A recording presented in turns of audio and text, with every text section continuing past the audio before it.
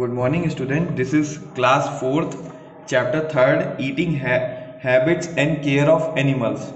तो इसमें क्या है कि हम लोग देखेंगे कि eating habits and care of animals की ये जो एनिमल्स की ईटिंग हैबिट्स है उनकी केयर कैसे करते हैं ये हम लोग को देखना है। तो सबसे पहले ये देखिए, इसमें आता है कि all living things need food to stay alive.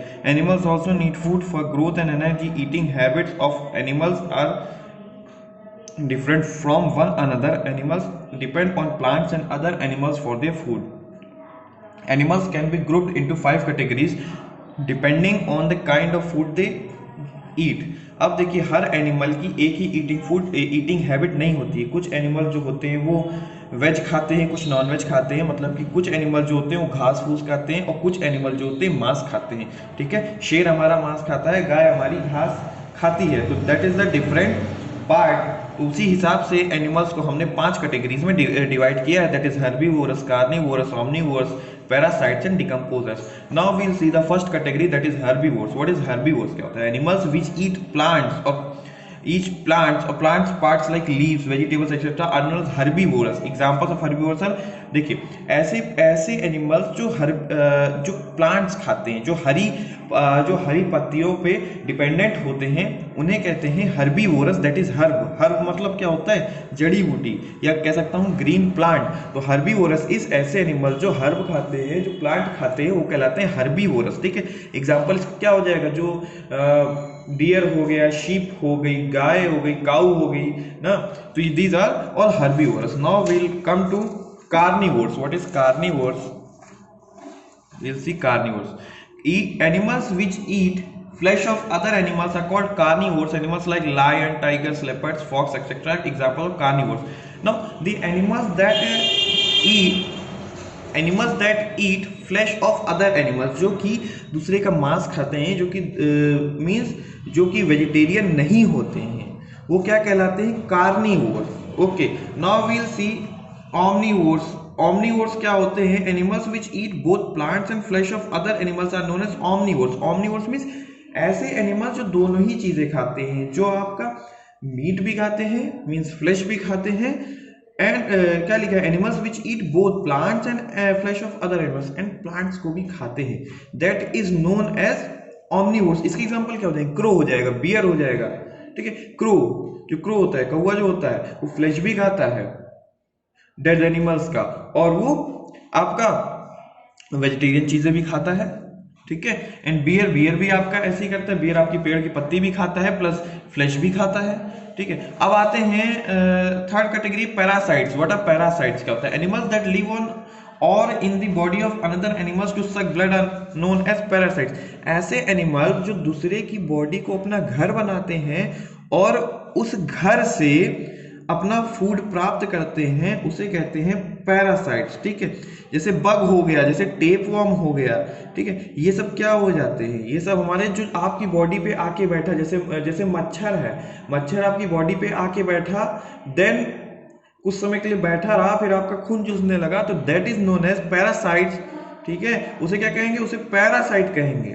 ठीक, जो कि आपकी बॉडी को घर बनाते हैं और उसके बाद आपकी बॉडी से ही फूड प्राप्त करने लगते हैं, that is parasites. Now will come to decomposers. Decomposers क्या होता है? Some living and things that eat dead और decaying plants and animals are known as decomposers. ऐसी चीजें, ऐसी लिविंग थिंग्स। ठीक है, ये कोई एनिमल नहीं होते, लिविंग थिंग्स होती है, हमें नेकेड आई से नहीं दिख सकते हैं, हमें अपनी नॉर्मल आंखों से ये चीजें बैक्टीरिया या फंगी नहीं दे सकते हैं। ये सब कहाँ होते हैं? जो डेड प्लांट्स या एनिमल्स, इवन ह्यूमन बॉडी जो होती हैं, वो जब उनकी डेथ हो जाती है तो उसके बाद यही डिकम्पोजर्स हैं जो उसको खाते हैं। इसी के बाद ह्यूमन बॉडी जो होती है डिकम्पोज होना शुरू हो जाती है, खत्म होना शुरू हो जाती है धीरे धीरे। ठीक है, तो ये हो गया हमारा। अब आते हैं टाइप्स, वेज ऑफ ईटिंग। आते हैं वेज ऑफ ईटिंग पे। The different ways by which animals eat their food are as follows, that is chewing the cud. Animals like cows and buffaloes first swallow their food and fill their stomach later. they again bring it back into their mouth and chew it for hours. This is known as the chewing of cud. Chewing of cud क्या होता है, लिखा है कि animals like cows and buffaloes first swallow their food. वो क्या करते हैं, पहले तो swallow कर लेते हैं, swallow करना मतलब निगल लेना, तो पहले उसे निगल लेते हैं, then after कुछ समय बाद फिर वापस उसको मुंह में लाते हैं और फिर उसको chew करना शुरू करते हैं, फिर उसको खाना शुरू करते हैं. तो this is known as chewing the cud. Okay, कि पहले खाने को swallow कर लिया, then वापस उसको गले से निकाल के माउथ में लाते हैं, फिर उसे चबाते हैं, फिर वापस को फिर उसको पूरा डाइजेस्ट करते हैं.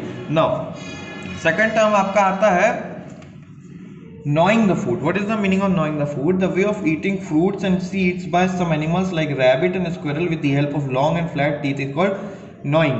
Gnawing क्या होता है, इसमें जी साइलेंट है तो क्या कहता है, the way of eating fruits and seeds by some animals like rabbit and squirrels with the help of long and flat teeth.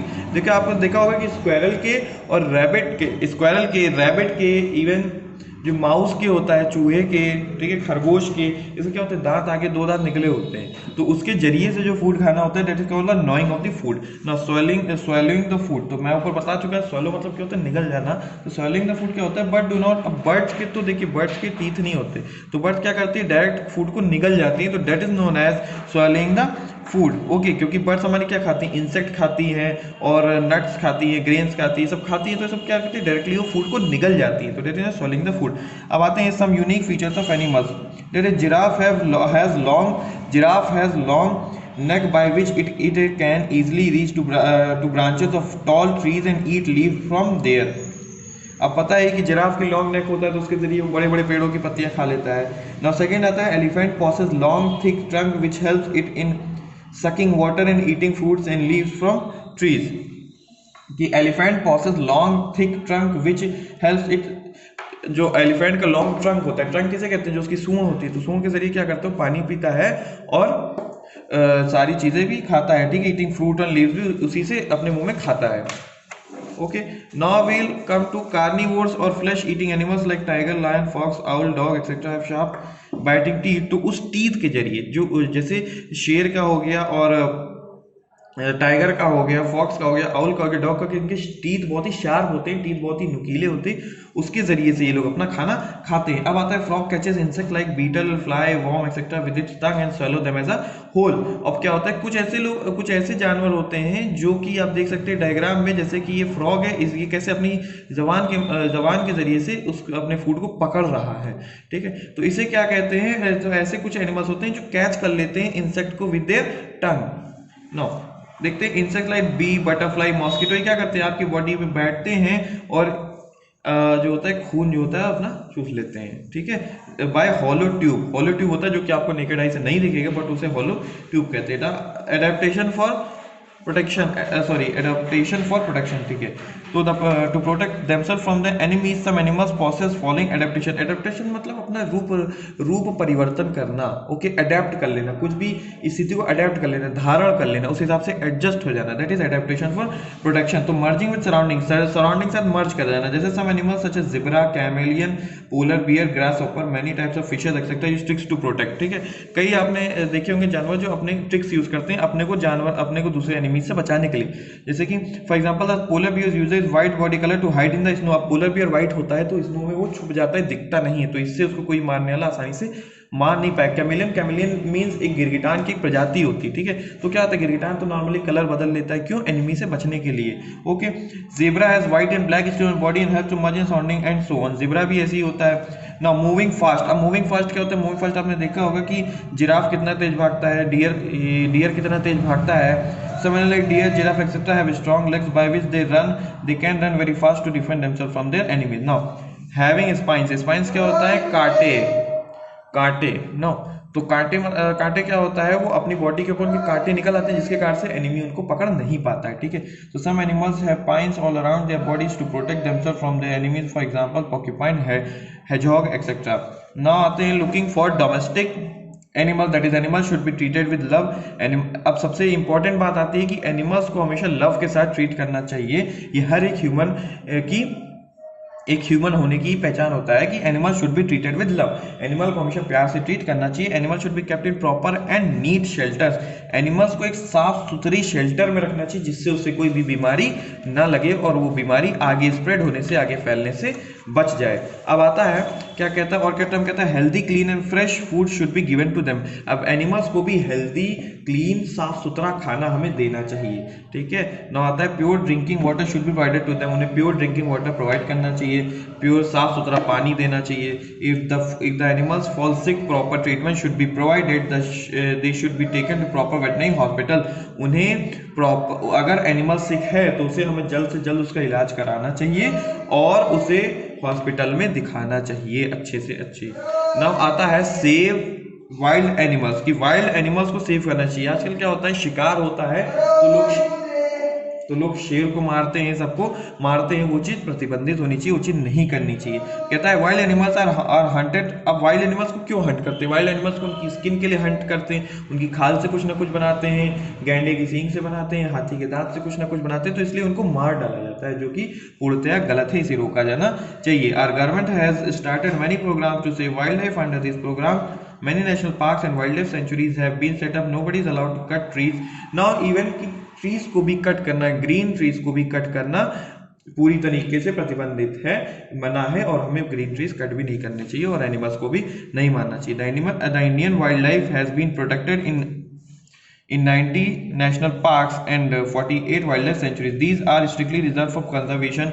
अब क्या है, देखिए हमारे पास 90 नेशनल पार्क है। नेशनल पार्क क्या है कि जहाँ पे एनिमल्स का प्रोटेक्शन होता है, जहाँ पे एनिमल्स को रखा जाता है उनके अच्छे जीवन यापन के लिए, उनका अच्छा जीवन चल सके, इसलिए एनिमल्स को रखा जाता है। कुछ ये देखिए वाइल्ड लाइफ सेंचुरीज है, मीन्स वहाँ पे वाइल्ड लाइफ को रखा जाता है। वहाँ पे जो वाइल्ड वाले जीव जंतु होते हैं, जंगली जीव जंतु ने रखा जाता है जिसमें उनकी ग्रोथ अच्छी हो सके और वो पूरी तरीके से खत्म ना हो सके, उनको बचाया जा सके, इसलिए रखा जाता है। तो गवर्नमेंट ने भी इसके लिए काफी कदम उठाए हैं। Sanctuary protection to wild life here, killing और capturing animals, wild animals is prohibited, पूरी तरीके से मना है। Now will come to some of them are given below. That is Dudhwa national park कहाँ है? उत्तर प्रदेश में आपका, ठीक है।